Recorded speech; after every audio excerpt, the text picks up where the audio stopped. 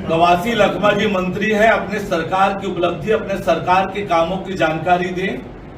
कितने वादे पूरे किए, शराबबंदी हो गया क्या, बेरोजगारों को रोजगार मिल गया क्या, महिला स्व सहायता समूह के कर्जे माफ हो गए क्या। आज छत्तीसगढ़ की जो दुर्दशा इन्होंने कर रखी है उसके बात करें। प्रदेश सरकार में मंत्री हैं, सरकार की उपलब्धियों की चर्चा करें। महाराष्ट्र में जो घटनाक्रम हुआ है ये बताता है कि विपक्षी एकता के कैसे गुब्बारे फूट रहे हैं, ये बताता है। देखिए, जैसे आपने बात कही कि छत्तीसगढ़ सरकार ये वादे करने वाली है। पिछले जन घोषणा पत्र में 4 सिलेंडर मुफ्त में देने का वादा था, हुआ पूरा?